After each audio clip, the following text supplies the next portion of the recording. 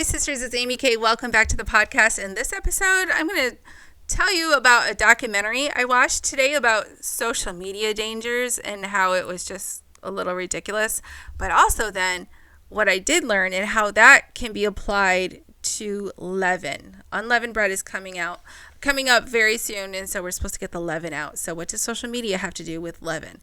And I just want to remind you to go to store.torasisters.com and get the current issue of the magazine. Subscribe. It has lots of Passover and unleavened bread goodness, encouraging articles, ideas, scripture posters about the feast, pictures of people's Passover tables, and also in the store, there's a free download. I call it the Passover Kit. So look for the Spring Feast collection. The Passover Kit has everything you need to do your Passover, everything you need to shop for, to prepare for, to get, and like checklists and the Haggadah that you read, all of it. It's going to make it as simple as possible. You still have to do some work, but go get that free Passover kit, and because I want you to do Passover in the name of Yeshua. And so let's get into this. I am on a journey to put down my cell phone more. I think I'm wasting too much time on it, and so I'm on this journey, and I'm not perfect at it yet. I'm still on it too much, and so, but part of what I'm doing is to learn more about why is it so appealing and almost addicting, really. And so one of the things I did was I made a playlist. I looked up some documentaries to watch. And one of them I watched today is called The Social Media Dilemma. Social Dilemma? I don't know, something like that. And it was interesting and also a little ridiculous. I'll tell you about the documentary, and then I'm going to tell you how it ties into unleavened bread. I don't recommend you go out and watch this documentary. I don't think it's worth it.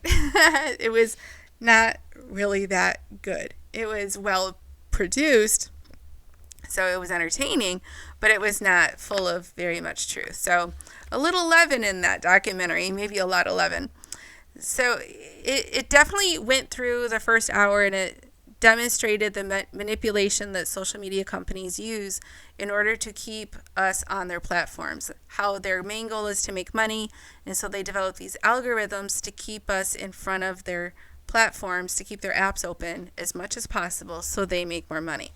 And so the more interesting or tempting things they show us, based on us really, the longer we're going to stay on their platform. And so it went through all of that, which is, that's new news to any of us. We already know that. It was a little interesting seeing some of their tricks and how they do it. But mostly, like, we already know that they do that. And then at the end, it turned really woke. The guys they were interviewing were just saying, and really what this does is it propagates all these crazy ideas, falsehoods, fake news, dangerous ideas. And they started really talking and showing people kind of like us, like religious, conservative people who don't trust everything the government says. And they even showed flat earthers and stuff. And it got really woke at the end. These are the people that need to be shut down. And these ideas need to be shut down. And the social media companies are at fault because they propagate these ideas. Someone sees one of these, they click on it, and then they find it interesting, so they share it with their friends, and then they click on more, and these ideas then get propagated, and it's, Facebook's fault that people are dangerous. I think they actually use the word dangerous. So, that's a bunch of woke nonsense. They're not wrong in how Facebook manipulates us, but of course that those ideas are wrong or dangerous. So it got super woke, and for that reason, I don't recommend the documentary to you. And at the end, the main guy said, we really all just must agree on one truth. Once we just agree on what is truth, then everyone's just going to be at peace. And we just have to find and understand and agree on the truth. Well, I'm sure his truth is not the truth. He didn't say who picks what truth is, but we just all have to agree on it. So it was just, he's kind of right, but his source is not the right truth. So it was just a bunch of nonsense at the end. Now, what they did throughout the documentary was tell a fictional story about a young man who's super addicted to his phone. In fact, I think he was a teenager. He's super addicted to his phone, especially all the social media. And he finally gets to a point where he wants to stop for a week, and he can only go for 2 days without his phone. And so then when he gets his phone back, he's even more addicted than ever. Now, even during his addiction, his mom sort of tries a little intervention, and then it doesn't work. And she's like, oh, I guess that's it. He's addicted. Nothing I can do. The dad is completely unhelpful, maybe even addicted himself, completely unsupportive of his wife trying to help her children. So boo dad. And so then the kid gets his phone back, and he is more addicted than ever and starts getting, I guess they would probably say, radicalized by all these bad ideas. And Facebook keeps showing him stuff because it keeps him on their platform, and he ends up getting in trouble and ruining his life, right? That's the premise of his story. It's Facebook's fault. He got radicalized into fake news, bad ideas. Now his life is ruined. And at the very end, the experts said, really, we just have to shut down social media. We just have to shut it all down. It should not exist unless they fix this problem. And they showed what would happen if they shut down social media. So Facebook got shut down, and then this kid was free. And then he was happy again. And now he has his life back, and everything's good because they shut Facebook down. So it was a whole bunch of virtue signaling, and it was just really ridiculous. I do not recommend it. And here's the biggest reason I don't recommend it. It's not because even their woke ideas of which ideas are good or which ideas are bad. It is because of the victim mentality that they are propagating. The family is a victim. According to them, we're all just victims of social media manipulation. Now, to an extent, they are correct. We are victims of that. Social media is manipulating us all the time. However, nowhere in that documentary did they suggest that users do anything. All it was it's someone else's fault. And this is what the culture teaches us, sisters. The culture everywhere is always blaming someone else for our problems. They never tell us to fix our own problems. They never say, look at your own sin and repent. Read your Bible and do what is right to fix your own problems. Nowhere in this documentary did they even suggest that people have self-control. I guess it was good if the family tried to have a family dinner without their cell phones. But then again, they couldn't even make it through one dinner. But that's not their fault. They're victims. So as believers, we know that we have the Spirit of the living God within us, and we ought to have self-control. It's one of the fruit of the Spirit, and we do not have to be victims of manipulative social media. That is very much on our heads. And so that whole part, and it was a nuance, they don't actually come out and say it. It's a nuance. Even documentaries, they seem like they're just informational, but they always have a bias, and there's always some agenda that they're pushing. And so that was one of their agendas, is you're a victim. It's not your fault. So, but that's nonsense. We have much control over what we do on our phones and in our everyday lives and our comings and our goings. And we ought to exercise that freedom and self-control and will that the Father gives us. So, how on earth does this relate to the Feast of Unleavened Bread? Here we go. Because social media is manipulating us so heavily, more than ever they are manipulating us. I think especially in the months coming up, they're going to heavily try to manipulate how we think and behave. As Passover approaches, we need to be careful what we are looking at on our social media feeds. Because at Passover, we're supposed to clean out the leaven out of our homes. And I have other videos on what is leaven out of our homes, I know. But also out of our hearts. Paul says, to get rid of the leaven of malice and jealousy, and to and Yeshua says to get rid of the leaven of the Pharisees and the Sadducees. And so a lot of us believe that the leaven, spiritually, the spiritual leaven is false teaching. I will link in the description below to a teaching from 119 Ministries, backing up that claim that the leaven, the spiritual leaven, is false teaching. So go watch that if you're not sure. But so every year, and I have other videos on getting out the false teachings. I look at what's on my playlist, what books are on my shelves, what am I taking in. Every year I analyze, am I listening to false teaching as Passover approaches? This year, I'm also exploring not just, when you sit down and watch a video or a teaching, we call them teachings, right? It's like an hour long. So, we analyze those teachings. But this year, I feel also called to analyze my feed, the social media feed. You don't have to watch an hour-long teaching to be taking in false teaching. The feed is done in such a way, and that's one good thing the documentary portrayed, is how they manipulate the feed to serve things up to us and manipulate us. And some of that stuff is very, very wrong and false.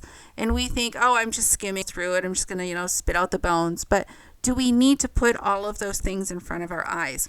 The fonts they use, the words they choose, you can take in a lot of information just by scrolling and seeing the headlines.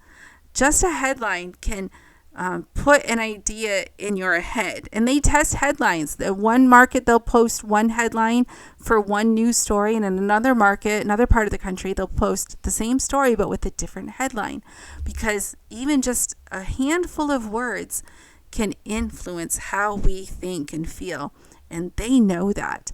And so that feed where you're just scrolling through, what are people saying on Facebook, is not always just what your friends, the people you friended, are saying. It's Facebook also shows things that they think you might like. And even all your friends, are they all sharing wholesome, good stuff that should be in front of your eyes? I'm not talking about this.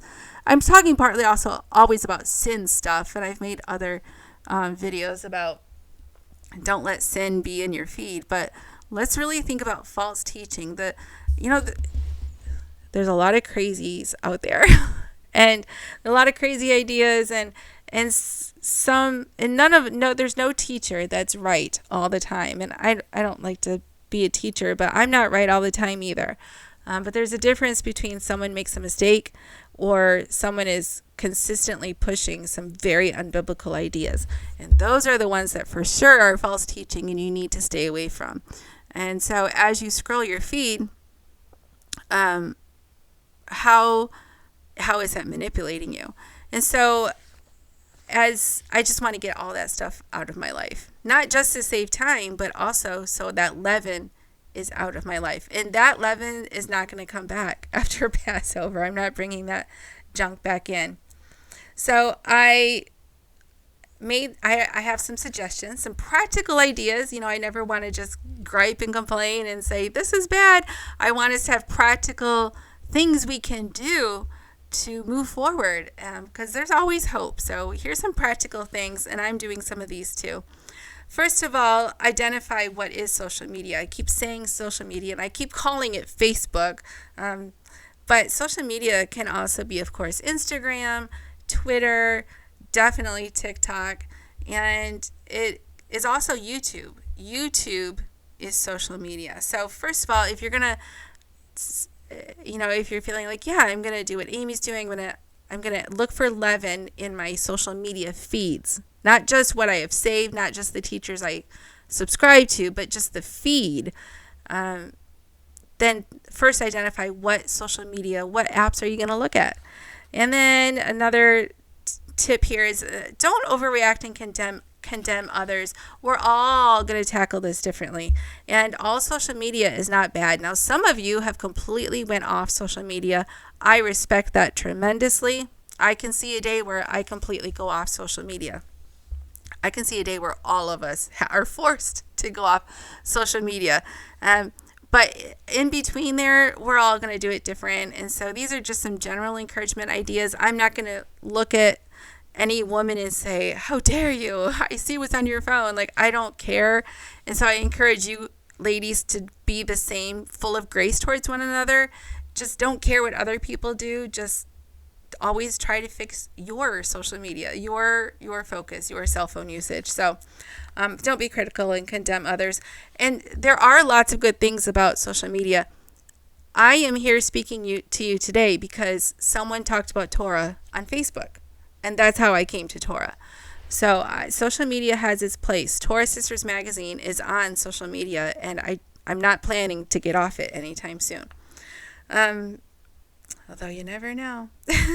You never know. The next thing is to prune who you follow and follow only solid ministries. So let's take YouTube, for example. This really applies to YouTube mostly. I subscribe to certain channels, teachers, and maybe some recipe channels and some other stuff. But in this regard with Leaven, we're talking about teachings and spiritual encouragement and things. So when I open YouTube, the first thing that pops up is called the home feed. I call it the feed, and it's the home tab. And that is not the things I subscribe to. Those are the things that YouTube wants me to look at. And it's all kinds of things. Whatever their algorithm thinks is going to capture Amy's attention is going to, for me, there might be a dancing cat or a swimming dog or a fireman rescuing someone through the ice. So I get a lot of news suggestions, and I also get a lot of Hebrew Roots videos suggestions. And by Hebrew Roots, I mean that's a wide gamut, because I'm convinced now there are thousands of Hebrew Roots YouTube channels, which is good, but it's also dangerous because a lot of them are false teachers. And so I have to be really careful. But YouTube doesn't care about that, Leaven. YouTube just wants me to stay on YouTube. And so YouTube thinks I'm going to watch that stuff. So that's my home feed. And that's the danger area. Now, if I go to the tab on my YouTube app that says subscriptions, I think it says subscriptions, that should be my safety zone. Those are the videos from the channels I subscribe to, and I should only be subscribing to wholesome channels. Now, that doesn't mean I agree with everything they say, but mostly good. People that I would not consider false teachers. And so what I need to do, and this is what I'm working on, is when I open YouTube, I want to stay on the subscriptions tab and stay away from the home feed. And that's kind of how it is on Facebook too. Now, Facebook is a lot harder to curate and to prune, but there are some tools on Facebook. And maybe just surfing Facebook is not wise, especially in regard to Leaven. Now, if people just post silly stuff, whatever, I wouldn't look at sin on Facebook. If people post sinful stuff, I unfollow or I unfriend them. But in regards to Leaven, if you have friends, I mean Facebook friends, which, like, I have Facebook friends who are total strangers, really. But so if I have Facebook friends who are often posting false teachings, I will unfollow them because I don't want to see that stuff. That's putting false teaching in front of my eyes, and I don't want to see what that person posts. Now, that doesn't mean I dislike that person. It just means, they don't have good judgment, in my opinion, or they're new to Torah, and they're just, but not even all new to Torah people do this. Just, how it is. Some people just watch a lot of YouTube, and they post a lot of teachings or videos or articles or memes. It could be any of those things. And if they're constantly posting stuff that is just wrong, I will unfollow or unfriend that person. So that's a way that I'm keeping the Leaven out of my Facebook feed. Instagram, same thing. And really, I can see a day where I just don't go to the feeds because it's not easy. YouTube is a lot easier to just stay off that. TikTok is also not easy. I do not like TikTok at all.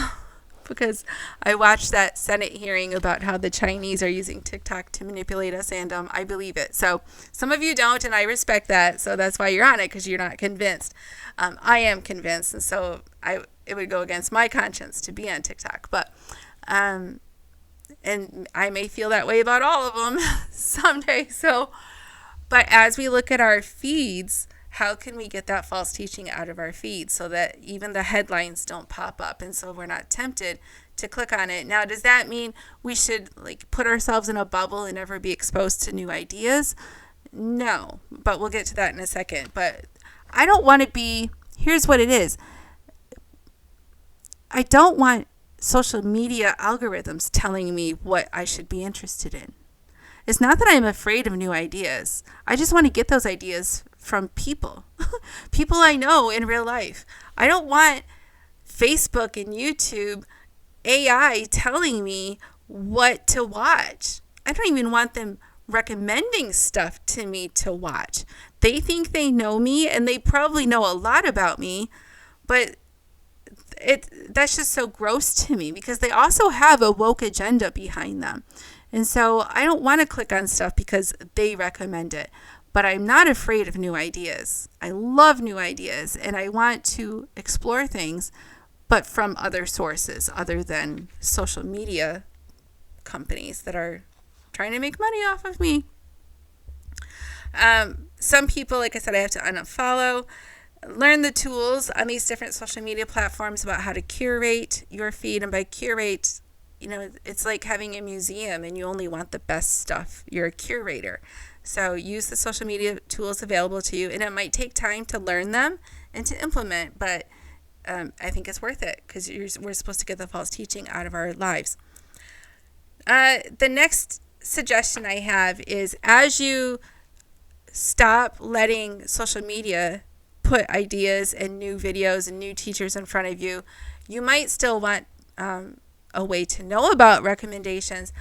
This is just one way, is to sign up for emails from ministries that you do respect. So, for example, if you like my podcast and you like my YouTube channel and you respect most of you don't have to, maybe you don't agree with nobody's going to agree with everything Amy says. But if I'm someone who you like to follow, not in a weird, creepy way, but subscribe to, then you're going to want to sign up for my emails. And what you're going to do is have your email inbox become your new place to go for recommendations of other stuff to look at. My emails recommend other ministries, other YouTube videos, blog posts, articles. In fact, I have a magazine. Doing just that. I have curated the best stuff in the Torah world for women, and I put it in a magazine. This is my passion, is to find the best stuff so that we have a place to go that's not worldly and it's not gross, it's not sinful, it's just wholesome. And you can feel totally, I pray you feel very safe with the magazine I publish, because the ladies who write the articles are wonderful. And so in that magazine, you can go explore their websites, and I never agree with those ladies on everything, of course, no one ever would, but for the most part, I respect them. And so go explore their websites. Sometimes in the emails, I post links to other stuff. So if you still sort of want, I don't want to say a fix because it sounds like we're addicts, but a way to gather other ideas, sign up for emails, not just from me, but from other ministries too. A lot of the teachers you watch on YouTube and other places, if you go to their website, they have an email sign up. I suggest you sign up. And then if, they go crazy, if Amy goes crazy someday and you don't want to see my recommendations anymore because you think I'm Leaven, you can unsubscribe from my emails and then boom, that Leaven is out of your inbox. But if you want good stuff in your inbox, go subscribe, go to all of the websites, and this will take you a few minutes. Some things just take time. But then you have an email inbox full of goodness and wholesomeness. And you still have to use discernment. Again, nobody's right all the time. But it's much better to get recommendations of other ministries, teachers, videos, books, articles from ministries you already respect than it is to get recommendations for those things from Facebook land. Literally a computer algorithm trying to suck you in. So fill your email inbox up with goodness. The next tip I have is to open those emails. This sounds obvious, but it's not. Open those emails and scroll all the way to the bottom. I look at my analytics sometimes from the emails I send out, and I can tell most women only scroll partway through the email. And then, I do it too sometimes, but in the subject line, I can only put a few words. There's only room for a few words in a subject line. But I pack those as much as I can with stuff. So sometimes there's something at the very bottom of the email that you're just going to love. And if you don't take the time to scroll through an email, you're going to miss it. And that's true for all the emails from the ministries that you sign up for. One thing I recently started doing in my emails is what I call a social media recap. Because I know a lot of you don't want to be on social media, and I clearly don't blame you. Also, Facebook suppresses a lot of the stuff I post. They don't share it. You'll never see it because they hate me. They hate my message, and they always want me to pay money to show you whatever. So I just don't rely on Facebook. I can't. So at the bottom of my emails, I do a social media recap, and the best stuff that I put on social media, I now put into the emails. And it's just, since the last email I sent, because YouTube or social media wants to keep you on social media, but I want to give you a way out. They want you to have fear of missing out. If you're not on social media, what if Torah Sisters post something? You might miss it. You better stay on social media. Well, I can tell you that you do not have to do that with Torah Sisters. You can just open my emails and I will recap everything that I posted on social media. So I do that as a courtesy to you. The next tip I have is also ask for real life recommendations from real life friends.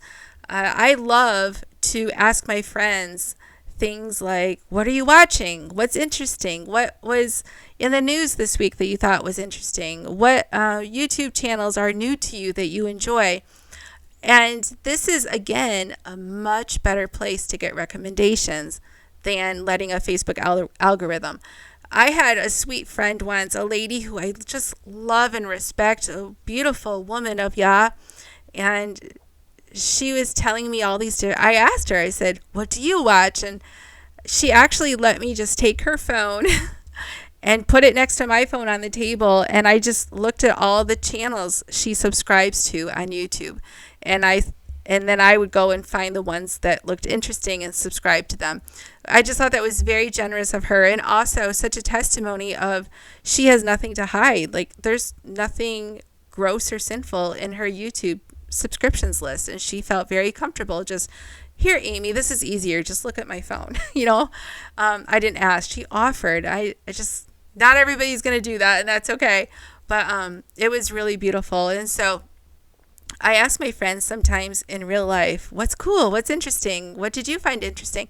And sometimes it's fringy, and that's okay with me too. And I don't agree with all my friends on everything, but I would rather have fringy discussions with my friends than letting Facebook send me to fringe stuff. And then you can discuss it, and iron sharpens iron in person so much better. So make time. Sabbaths, we go to fellowship for a long time, and we do a lot of chit chat, and that stuff is important, but maybe make some time with your friends to just say, what did you watch this week? What's interesting? Because as you pull away from, if you're going to do like me, I think I'm pulling away from seeing so much stuff in my feed. I'm going to want to fill it up with something else, but I want to fill it up from recommendations from people I know. So we're going to be talking more, I think, about that kind of stuff. Be careful of big groups, especially on Facebook. There are some really large Torah Facebook groups. I mean, huge Facebook groups. And it's easy to be in, but like there's no way most of us agree with, because there's so many people in them, and they post the most outrageous things, really sinful and weird ideas and false teaching, and some of it's good and lovely and true and wonderful, And some of it is new people asking questions. But, some of this stuff is so awful. And I think some of us are tempted to stay in those groups because, again, that fear of missing out. Well, what if they post something interesting? But in the meantime, you're being fed with all this false teaching, all this leaven. And these groups are largely not shepherded. Nobody shepherds it. It's a free-for-all.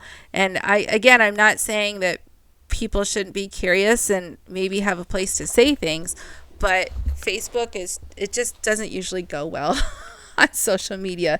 That stuff is better discussed in person with people in real life. So be careful of really large Facebook groups. That might be a place where there is leaven, false teaching, and it should not be in front of you much. Now, again, I'm not saying we have to live in bubbles, but I'm just exploring, does this stuff affect me more than I think it does? And what is the command? Does the Father want me to get this stuff out of my life?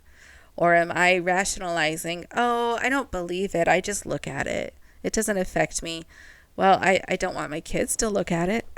So should I?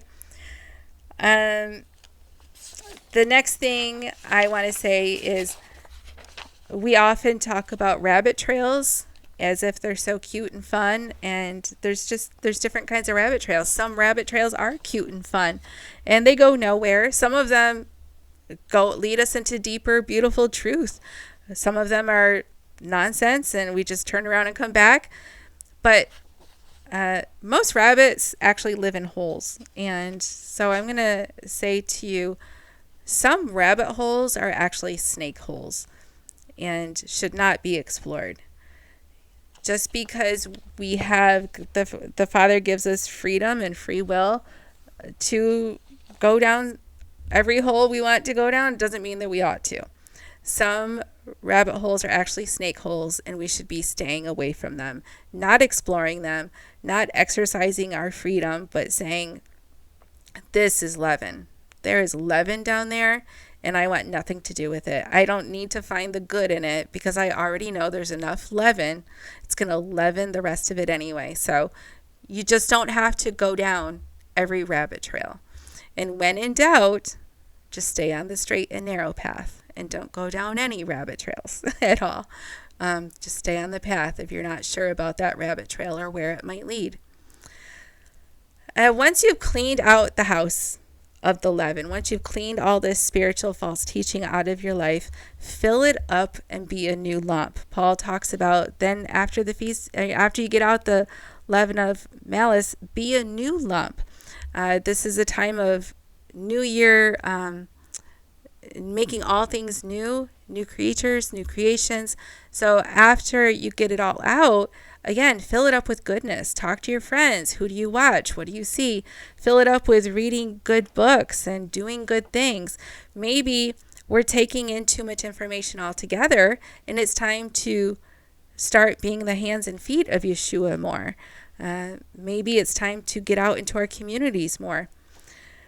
Fill up your time also with real fellowship.